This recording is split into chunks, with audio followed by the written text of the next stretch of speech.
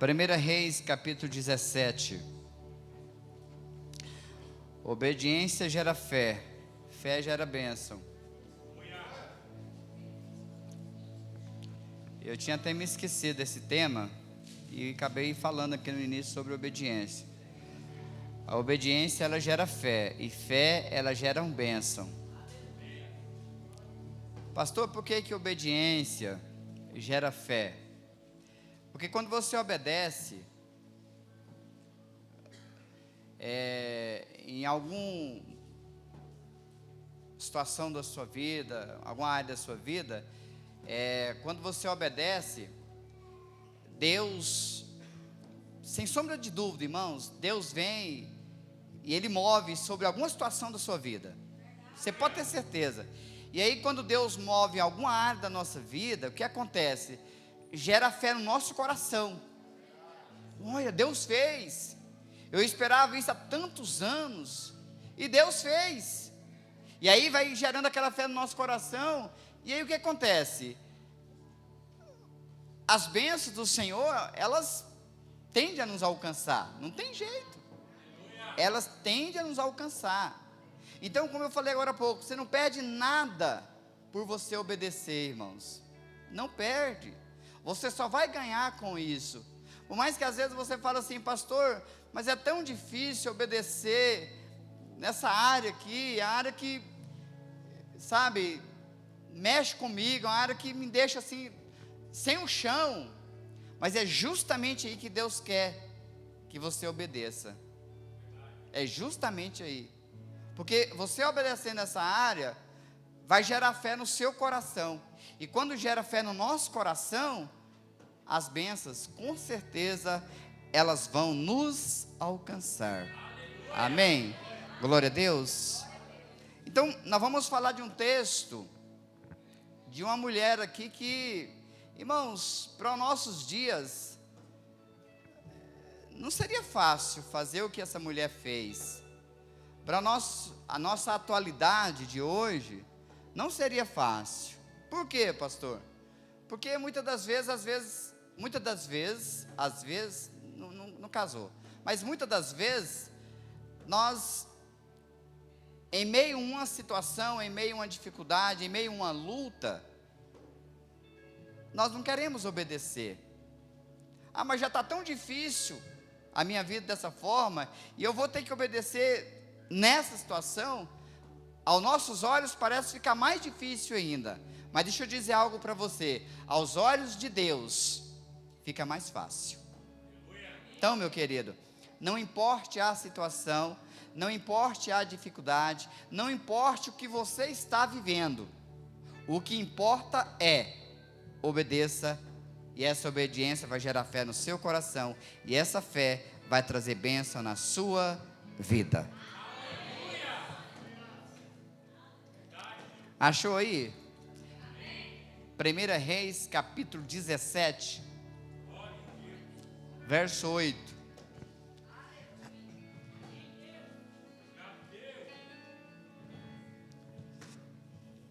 Diz assim: então veio a palavra do Senhor dizendo: levanta-te e vai a Sarepta, que é de Sidom, e habita ali, e eis que ordenei uma,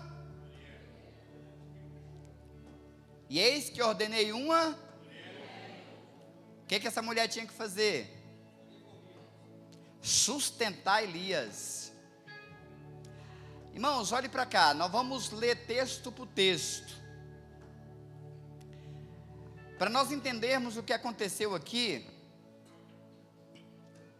Elias deu uma palavra para o rei Acabe e disse para ele assim: olha, de agora em diante não vai chover sobre a terra, nós vamos ter um tempo de sequidão sobre a terra. Interessante, irmãos, que todas as vezes que o profeta fala, na maioria das vezes, ele vive a profecia, porque ele está dentro da profecia. O profeta Elias falou para Acabe que não ia chover nos anos seguintes, e o interessante é que Deus levou o profeta Elias para um ribeiro, e passados uns dias, o ribeiro secou. Passa-se uns dias, Deus fala para Elias: olha, vai para uma cidade, e você vai chegar à casa de uma viúva, e essa viúva, ela vai te sustentar. Irmãos, olhe para cá.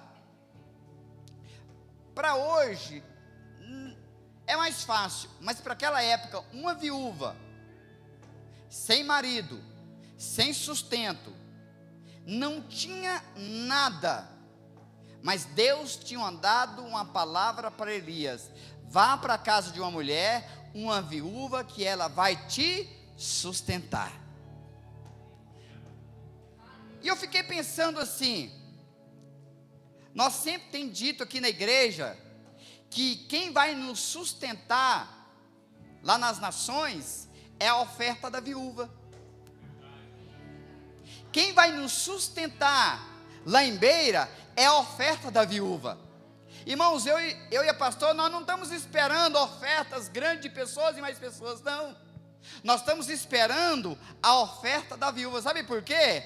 Porque quando Deus ordena a viúva, ela sustenta. Então nós não estamos esperando aquela oferta que vai vir aquele mundo, não.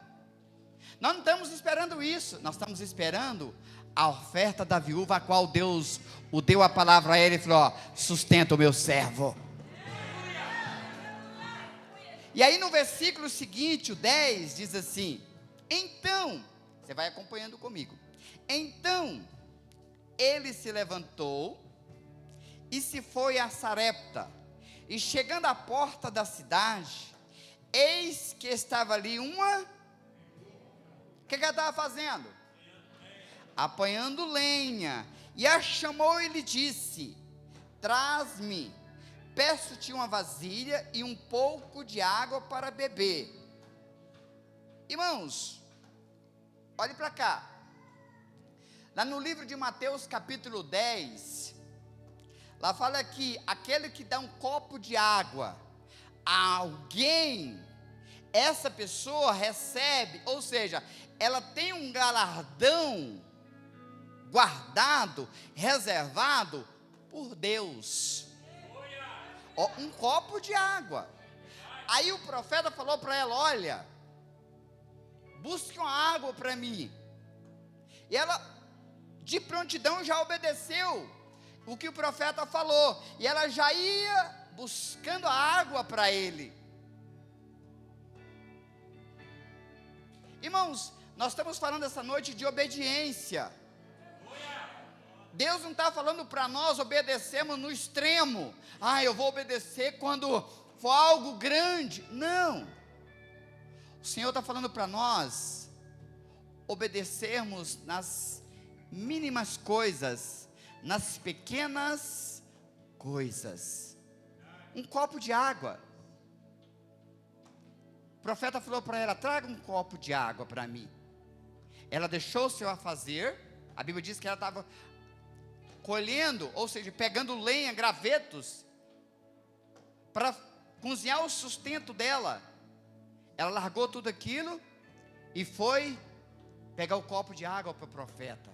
Mas olha no verso seguinte, no 11: e indo ela buscá-la, ele a chamou e lhe disse: traz-me agora também um bocado de pão na sua mão. Irmãos,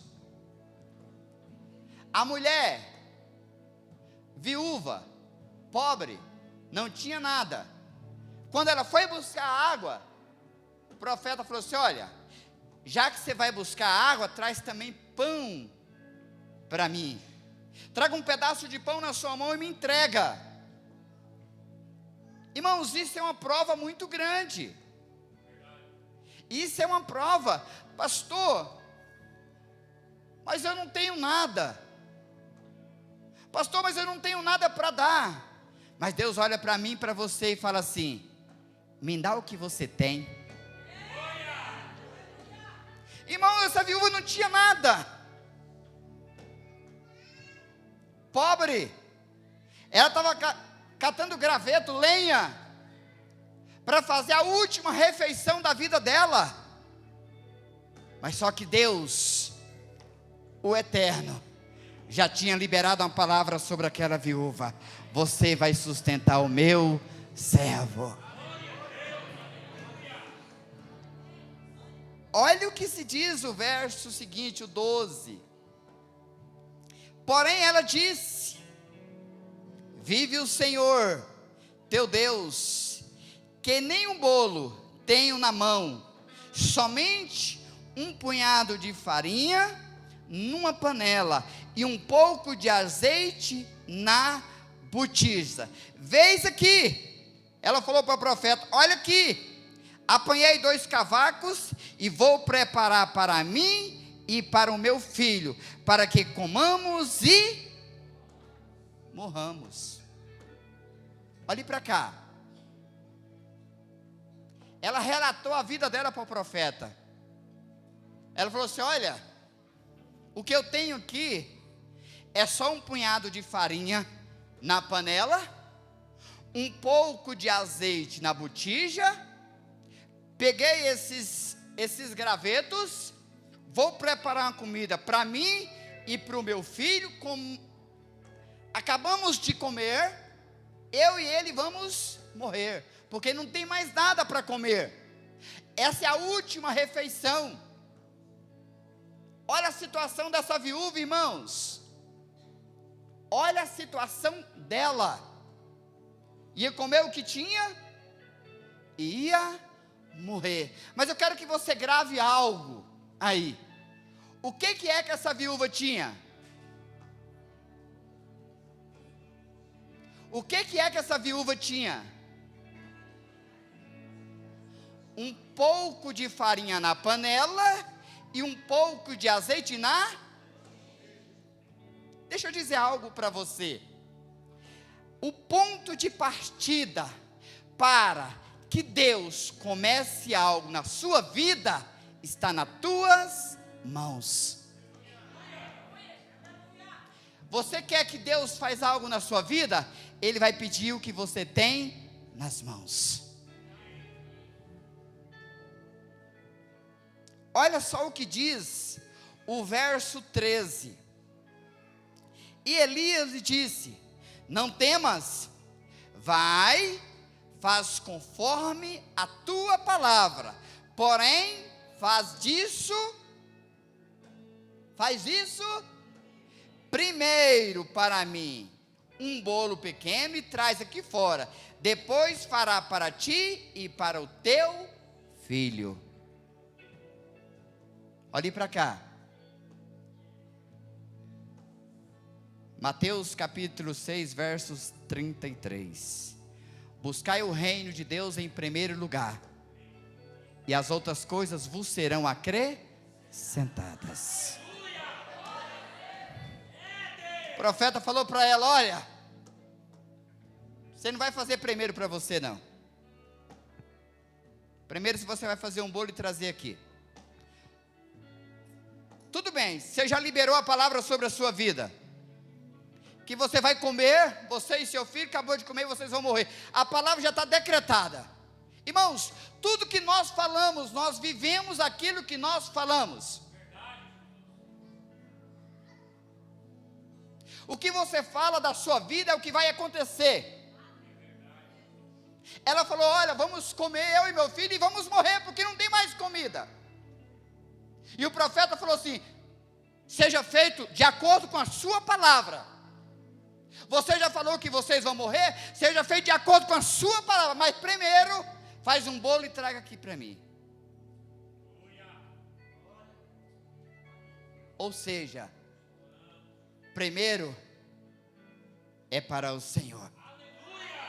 Querido, quando você tiver de dar algo para o Senhor, não dê sobra. Quando você tiver de ofertar algo para o Senhor, não oferte o que está sobrando. Quando você tiver de fazer algo para o Senhor, faça o melhor. Não dê sobra, não dê resto. Não, eu vou dar porque estou sobrando. Querido, não faça isso. Sabe por quê? Porque Deus, Ele deu o melhor para nós. Deus não deu o pior que Ele tinha para nós, Ele deu o melhor, que foi o seu Filho, que morreu na cruz.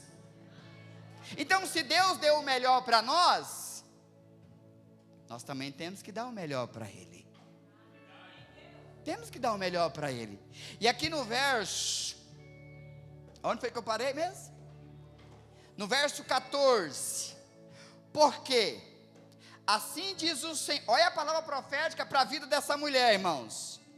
Porque assim diz o Senhor Deus de Israel: a farinha da panela não se acabará, e o azeite da botija não faltará até o dia que o Senhor fizer chover sobre a terra. Irmãos, olha a importância da obediência. Se essa viúva diz assim: chegou mais alguém para comer na minha casa. Não, se você quiser comer, vai comer na sua casa. Não tem comida aqui. Não tem comida aqui, porque só tem comida para mim e para o meu filho. Muitas das vezes nós perdemos a bênção do Senhor no nosso casamento, no nosso trabalho, no nosso ministério. Sabe por quê? Porque esquecemos que tudo vem dEle. Esquecemos que tudo vem dEle. E aí nós queremos deixar Deus em segundo plano. E queremos colocar nós em primeiro plano. Querido, o gesto leu aqui mais cedo. O homem, ele faz planos, mas a resposta correta vem do Senhor. Precisa ser do Senhor a resposta correta. E quando essa mulher ouviu o que o profeta falou para ela: olha, traga para cá, pega a farinha, pega o azeite, faz um bolo, traga para cá. O que ela fez? Ela não ficou murmurando, ela não ficou perguntando para isso, não, ela obedeceu. E a obediência dela, irmão, gerou fé no coração dela. A obediência dela gerou fé. E quando a obediência gera fé no nosso coração, você pode ter certeza, a bênção do Senhor nos alcançarão. A farinha da panela jamais se acabará, o azeite da botija jamais faltará. Essa é a bênção de Deus para aqueles que obedecem à palavra do Senhor.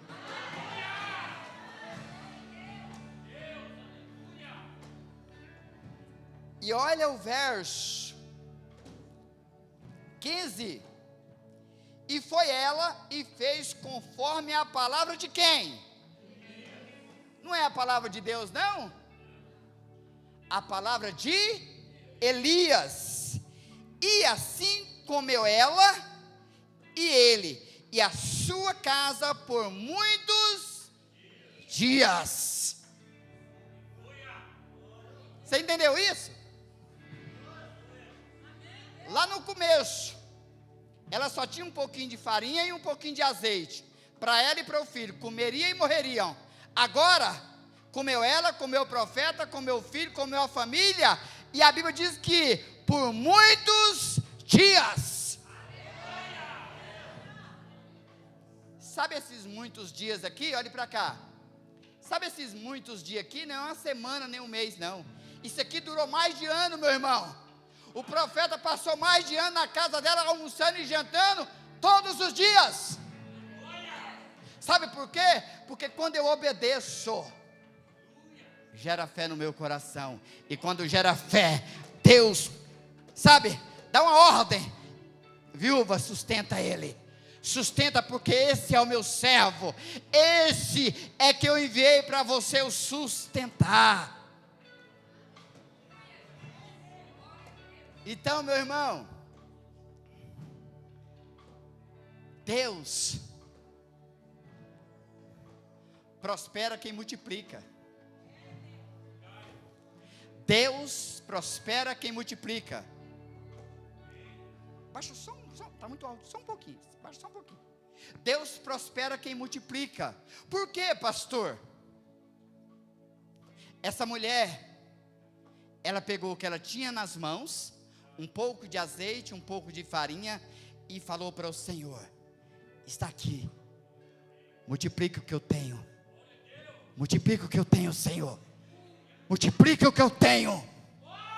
Querido, Deus vai te pedir o que você tem na mão, para Ele multiplicar, mas você precisa dar para Ele.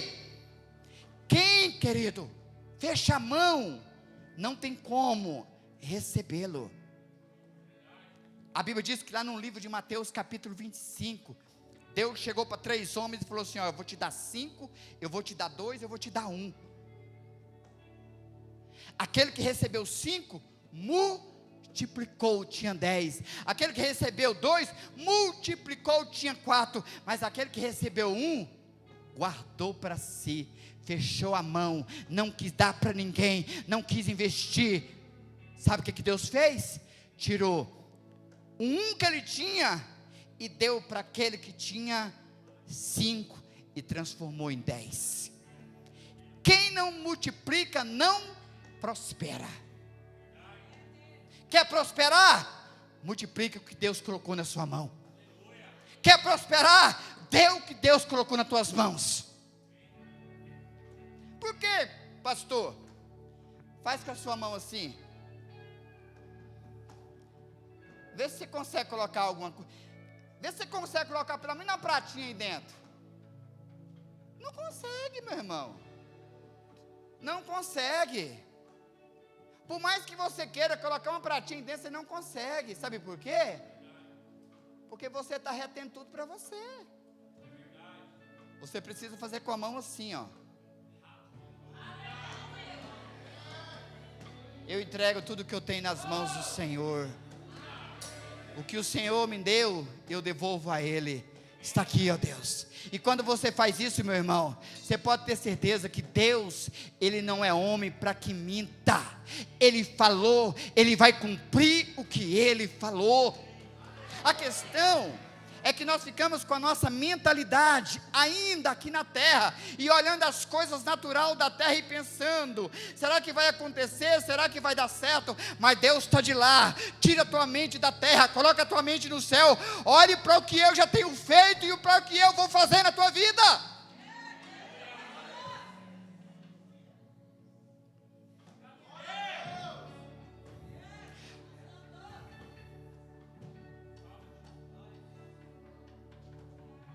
Olha o verso 16. Da panela a farinha não acabou, e da botija o azeite não faltou, conforme a palavra do Senhor que tinha falado pelo ministério de Elias. Deixa eu dizer algo para você. Quanto mais você dá, quanto mais você abre a mão, quanto mais você é liberal, mais Deus faz render nos seus negócios, na sua vida e assim por diante. Quer prosperar? Então multiplique, meu irmão. Quer prosperar? Então multiplique. Ah, pastor, eu não tenho nada. Tem. Você não é tão pobre para que você não tenha nada. Você tem. A questão é que você está retendo tudo para você. Você precisa abrir a sua mão e entender o propósito de Deus na sua vida. Querido, tem pessoas que passam por problema financeiro desde a convenção dele, nunca saiu. Problema financeiro é para você passar, não é para você ficar. Mas por que está ficando, pastor? Porque fez assim, ó. Fez assim. Aí, meu querido, não tem como Deus colocar nada aí dentro. E aí você diz: ah, mas eu sou crente. Ah, mas não rompe, não vai, porque você fez assim. Você não está multiplicando o que Deus te deu. Você não está multiplicando o que Deus te deu. E Deus fica impedido de abençoar você.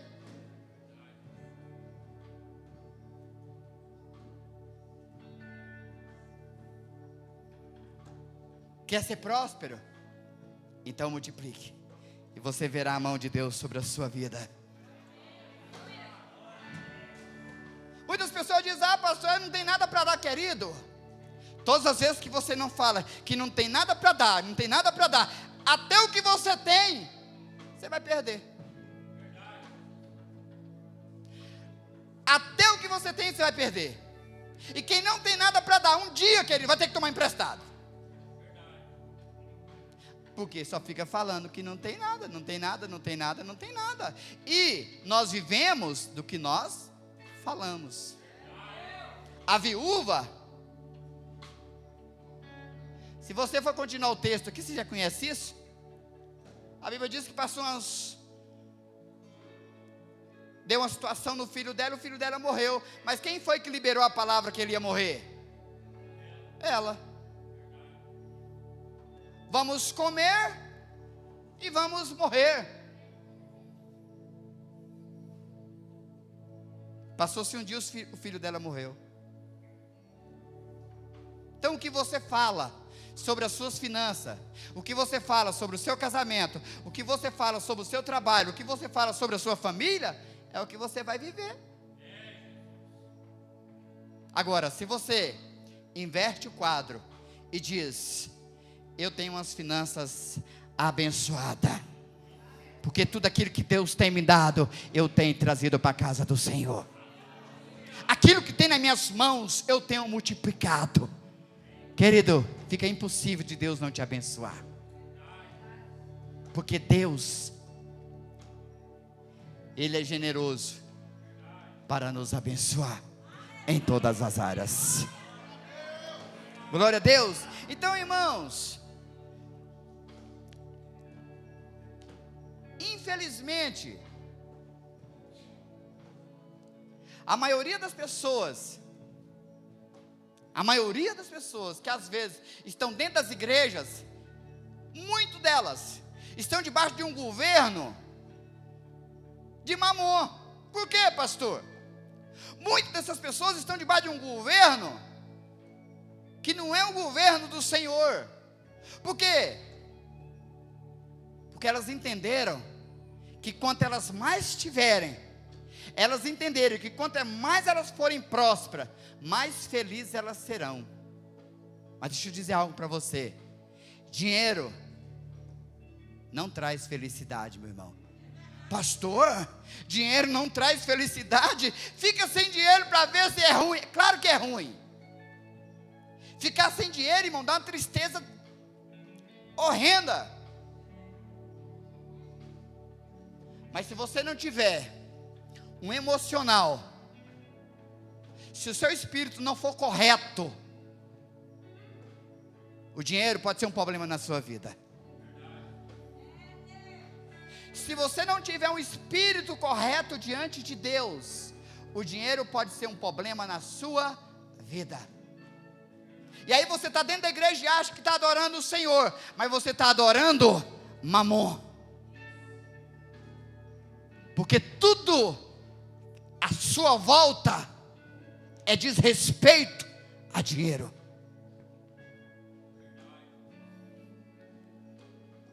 Irmãos, esses dias que a gente está vivendo uma igreja moderna, nós estamos vivendo um evangelho que,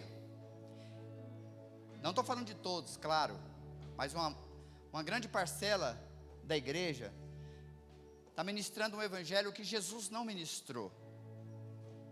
Se você for olhar os evangelhos que Jesus ministrou, você não vai ver um evangelho que está sendo pregado hoje.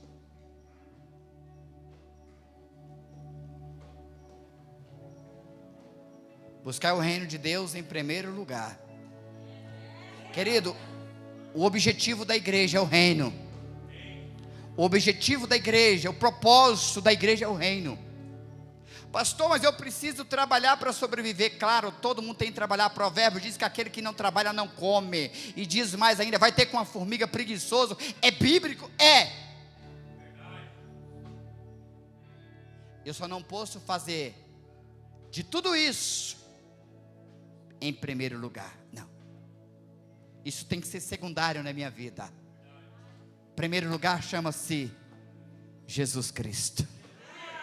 Esse sim é primeiro lugar. Por quê?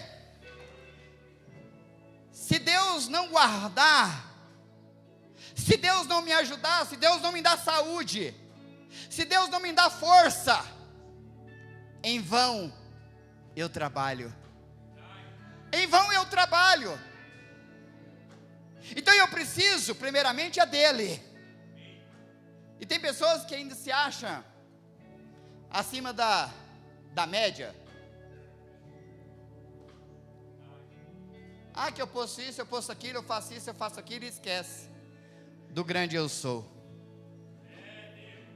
Ah, meu querido, se Deus tirar somente os 2, 3 segundos da nossa respiração, do nosso ar, o que seríamos de nós? O que seríamos de nós? Então é melhor que eu obedeça, para que gere fé no meu coração, para que as bênçãos me alcancem, em nome de Jesus. Obediência, fala de, eu não quero, mas eu vou.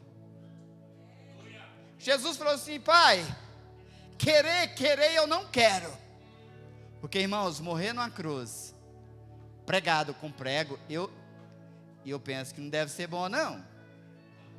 Hã? Penso que não é. E ele falou: Pai, querer eu não quero. Eu não quero ir para a cruz. Mas a vontade aqui não é minha. A vontade aqui é do Senhor. Às vezes, irmãos, muita coisa na nossa vida nós não queremos mesmo. Mas aí nós precisamos de olhar para a cruz e falar: ah, eu quero imitar o meu mestre. Eu quero ser como ele. Então, irmãos, obediência não é que eu quero.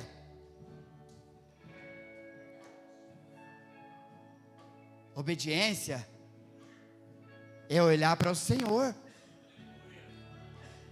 Irmãos, e nós vemos tantas coisas. Pastor, se tem uma coisa que eu sou contra na igreja, é sobre dízimo e oferta. Eu odeio isso. Querido, nós acabamos de falar aqui que muitos dos que estão dentro da igreja estão debaixo de um governo de Mamon. Olhe para cá. Você acha que o inimigo vai deixar você dizimar e ofertar? Sendo ele o Deus das riquezas? Não vai. Sabe por quê? Porque o diabo sabe, no mundo espiritual, que quando você não oferta e quando você não dizima, sabe o que acontece?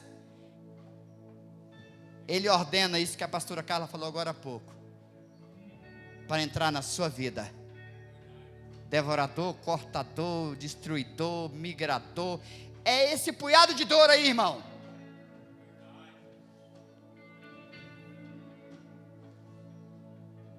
E aí,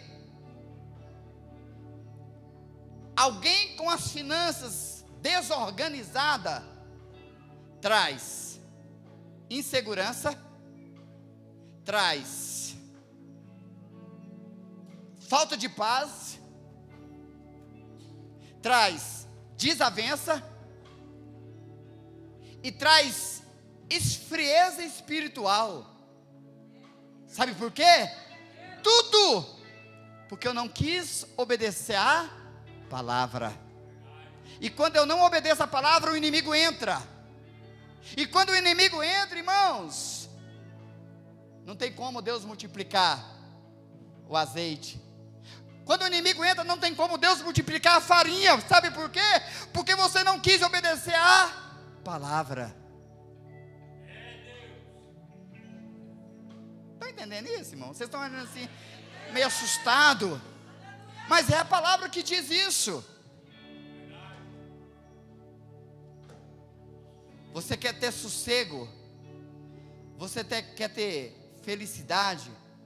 Você quer ter paz? Obedeça. Obedeça e você terá tudo isso na sua vida. Essa viúva aqui, ela decidiu obedecer. Ela decidiu obedecer. E a obediência dela gerou fé no coração daquela mulher. E a fé que foi gerada no coração dela, o filho dela já estava morto. O profeta trouxe ele de volta através de uma oração. Não tinha nada para comer. Ela comeu e toda a sua família comeu. Às vezes você está aqui hoje, você está mais ou menos igual essa viúva. Mas o Senhor diz para você essa noite: só uma palavrinha, obedeça. Só uma palavrinha, obedeça. E dentro dessa palavrinha, você vai conseguir superar sua vida financeira. Dentro dessa palavrinha você vai conseguir superar o seu casamento, o seu ministério. Tudo dentro dessa palavra de obediência. Não seja como aqueles que, para quê? Não. Mas para que obedecer? Não, seja como aqueles que obedeça. Seja como aqueles que obedeça, para que gere fé no seu coração, para que essa fé traz bênção sobre a sua vida. Aleluia. Aleluia. Querido, então, você pode, essa noite, fazer um apanhado da sua vida, naquilo que você obedeceu e naquilo que você desobedeceu. E faz um relatório. E você vai tirar as suas conclusões. Amém? Glória a Deus. Então, meu irmão, alinhe aí a sua vida com a vontade de Deus. Pega a sua vida e pega a sua vontade e alinhe tudo isso com a vontade de Deus. O que é que Deus quer para a sua vida? O que é que Deus quer para a sua vida? Você quer uma coisa, mas o que é que Deus quer para a sua vida?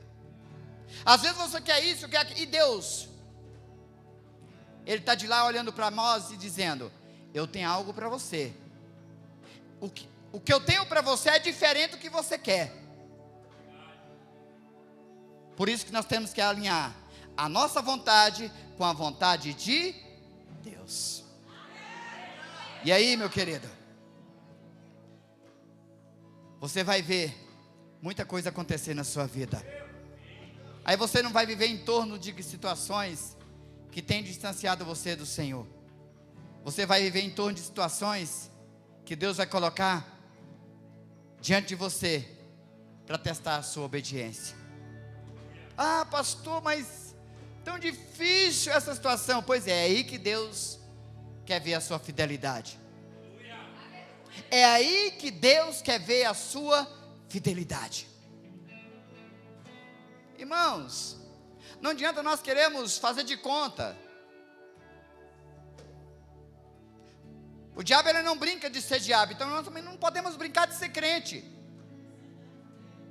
Se você está na igreja, se você se converteu, conhece Jesus, você precisa obedecer aos mandamentos. Você precisa entender que obedecer é melhor do que? E aí? Pastor, eu tenho sacrificado, realmente, viu? Eu tenho sacrificado. Querido, quem sacrifica não alcança as bênçãos do Senhor. Ela vai ficar lá no pinga-pinga, sabe? Naquelas migalhas lá que cai da mesa dos... É lá que ela vai ficar, comendo aos poucos. Quem sacrifica não alcança as bênçãos do Senhor. Então é melhor, por mais que a situação seja adversa ao que você pensa, a sua mente está pensando, obedeça. Obedeça. Não deixa ser dominado por a circunstância, por a situação, não. É só você obedecer e falar, não, a partir de agora, eu vou viver para o Senhor. A partir de agora, a minha vida é para o Senhor. E aí, você vai ver muitas e muitas coisas acontecendo na sua vida. Coisa que há anos e anos, não acontecia. Amém? Amém. Glória a Deus. Então, seja como aquela viúva. Não fique esperando. Quando eu tiver muito, eu vou ofertar. Quando eu tiver muito, eu vou dar para as nações. Quando eu tiver muito, eu quero dar uma oferta para o pastor. Não, dá não, irmãos. Você não vai dar nada, não. Se você não consegue dar quando você tem pouco, quando você tiver muito, você vai dar? Dá não. Você vai ficar mais debaixo de um governo de Mamon. Quanto mais você tem, mais você quer. Quanto mais você tem, mais você quer. A Bíblia diz assim, ser fiel no. Então você tem que dar quando você tem pouco. Eu só tenho um pouquinho de azeite e um pouquinho de farinha. Mas eu vou dar para o Senhor. Eu vou colocar nas mãos do Senhor, porque eu sei que Ele vai multiplicar.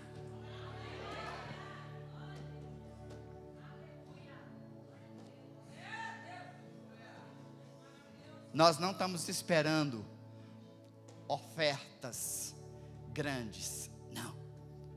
Nós estamos esperando o azeite e a farinha da viúva. Nós estamos esperando. É isso que a viúva tem, porque Deus já ordenou a ela. Eu vou te ordenar e você vai sustentar a minha igreja. Eu te ordeno e você vai sustentar a minha igreja. Aleluia! Você vai sustentar a minha igreja, porque eu já ordenei a você.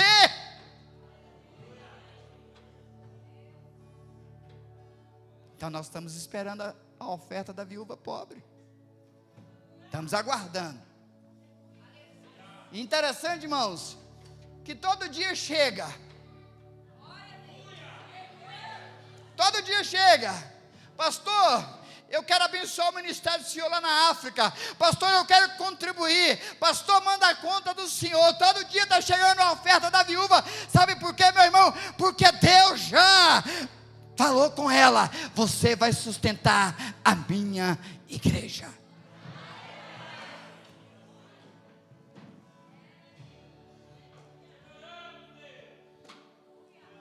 Mas quando eu deixo Mamon governar a minha vida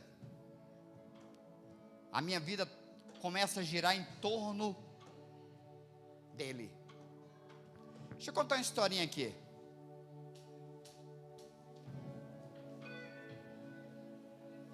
Diz que tinha um homem, ele pegou o seu serrote e construiu uma casa. E a casa ficou muito bonita. Mas ele olhava para o serrote e olhava para a casa. E aí ele entendeu por ele que o serrote era mais bonito que a casa. Porque com o serrote ele fez toda a casa. E aí ele deixou de desfrutar da casa para adorar o serrote. Moral da história: Deus tem prosperado muitas pessoas dentro da igreja dele. Deus tem trazido prosperidade dentro da igreja dele. Mas muitos esqueceu de adorar o provedor, o Criador, para adorar a criatura, para adorar o Deus Mamon.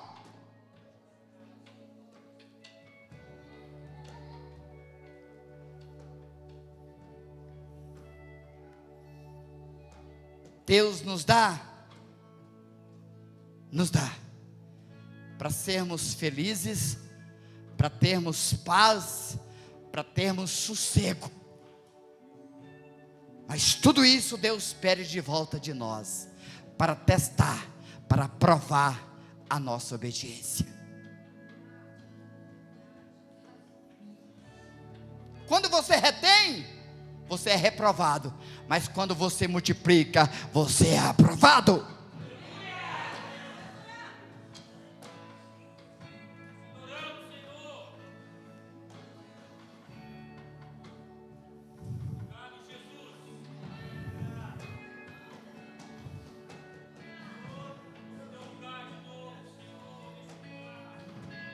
Queridos,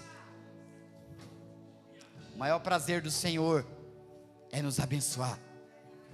O maior prazer do Senhor é nos abençoar. Mas as bênçãos jamais podem tirar o lugar de Deus na nossa vida. A questão é que tiraram Deus do centro e colocaram o dinheiro. Tiraram Deus do lugar dele e colocaram um Deus chamado Mamon. Agora tudo o que faz em volta do dinheiro, tudo que se prega em volta de prosperidade, enquanto Deus deixou de ser adorado.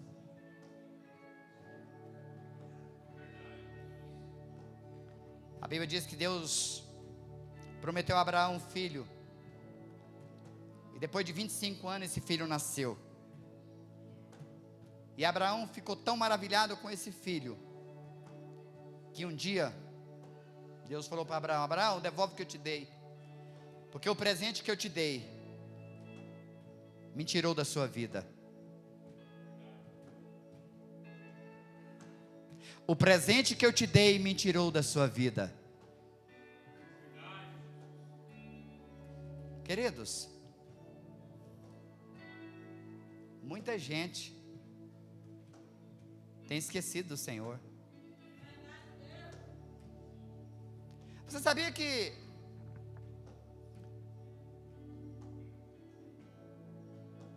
você fica sem Deus uma semana, um mês, até um ano? Tem pessoas que elas ficam 3, 4, 5 semanas sem vir na igreja, já nem esquenta, nem se preocupa. O ser humano, ele fica sem o Senhor até um ano, se for necessário. Agora, ela não lembra do Senhor. Agora, deixa eu te perguntar algo para você. Vê se você consegue ficar uma semana sem dinheiro.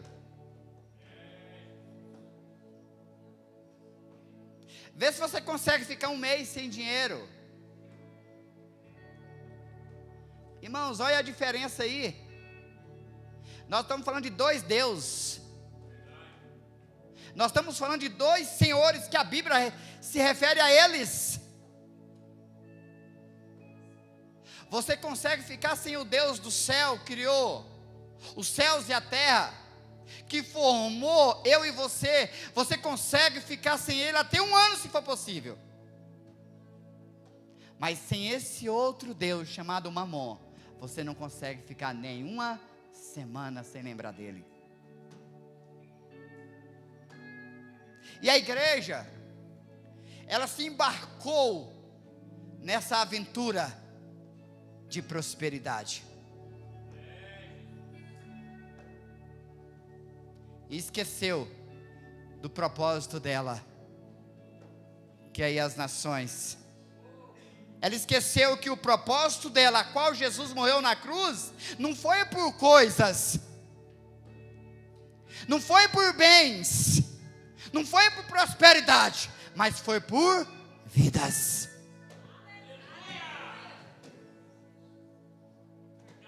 Ontem eu estava vendo um pastor pregar, e ele falou assim, que quando o indiano converte, vale por 200 crentes aqui no Brasil. Eu não tiro a razão dele, irmãos, porque realmente, eu conheci alguns africanos que eles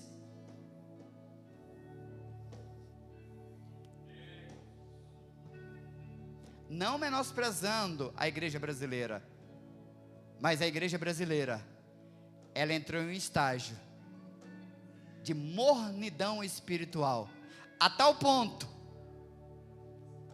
de não valorizar mais as profecias que têm sido liberadas dentro dela.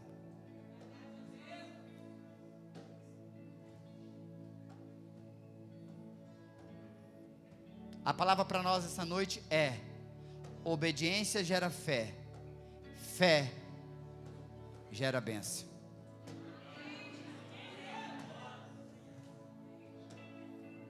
Quer obedecer? Quer ser abençoado? Obedeça. E para nós finalizarmos, o livro de Hebreus diz que muitos dos homens receberam em suas casas, muitas pessoas receberam em suas casas, homens. E quando esses homens foram, eles descobriram que esses homens eram anjos. Muitas pessoas receberam em suas casas homens, e quando esses homens foram embora, eles descobriram que eram anjos. Deixa eu dizer algo para você.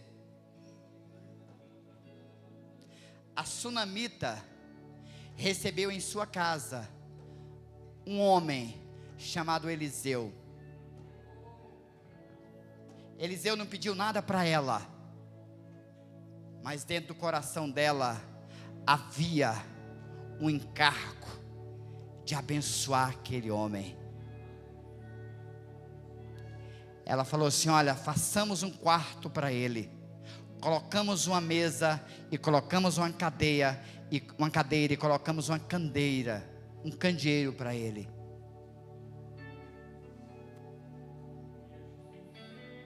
E um dia o profeta falou para ela: quando eu voltar nessa mesma época, você terá um filho, porque ela era estéril. Quem multiplica recebe a bênção do Senhor. Quem dá, recebe de volta. Quem abre a sua mão para abençoar, será abençoado.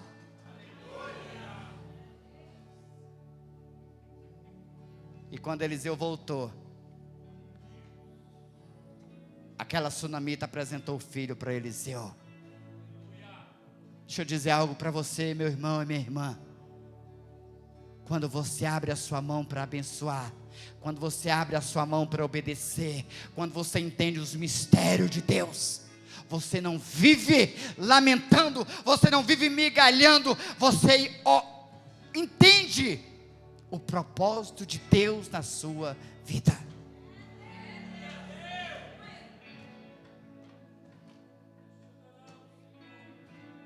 Então, meu irmão, essa viúva recebeu em sua casa um homem de Deus. Essa viúva recebeu um homem de Deus na sua casa. A Bíblia diz no livro de Mateus: quando você recebe um profeta na sua casa, você recebe ele em qualidade de profeta. Sabe por quê? Porque você vai ser abençoado por esse profeta. Às vezes, irmãos, nós não entendemos os mistérios de Deus. Às vezes você recebe alguém na sua casa, você mal abre a porta para ele entrar, e Deus está dizendo: abre que eu quero te abençoar. Em casas que eu chego, que muito nem abre a porta para a gente entrar. Sabe por quê? Porque não entendeu o propósito de Deus. Às vezes eu chego em algum lugar, mas a pastora, a pessoa olha lá só do vitrô: pastor, fulano não está aqui. E eu volto para trás.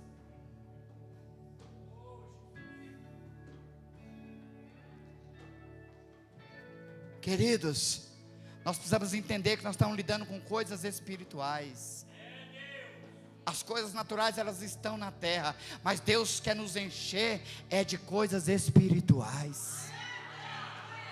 Quando você receber em sua casa, recebe um homem de Deus na qualidade de homem de Deus. E você será abençoado por esse homem de Deus. Eu não estou falando que você tem que receber qualquer um na sua casa, irmãos. Porque, infelizmente, ultimamente o negócio anda meio complicado. Mas recebe quem você conhece e confia. Recebe quem você entende que é homem de Deus, que é profeta sobre a sua vida, que é profeta sobre a sua casa, que é profeta sobre as suas finanças. É raridade um lugar que eu vou, eu não orar nessa casa. Se bem que tem lugar também, irmãos, que eu faço questão nem de não orar. Faço questão de nem orar. Sabe por quê? Porque a televisão está ligada na novela e ela nem desliga a televisão para você orar.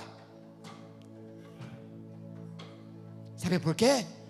Porque não entendeu os mistérios de Deus. Mas quando você recebe um profeta na qualidade de profeta, você é abençoado por esse profeta. E quando você é abençoado, gera fé no seu coração. Deus fez comigo, pode fazer com meu irmão. Deus, Ele é generoso em nos abençoar.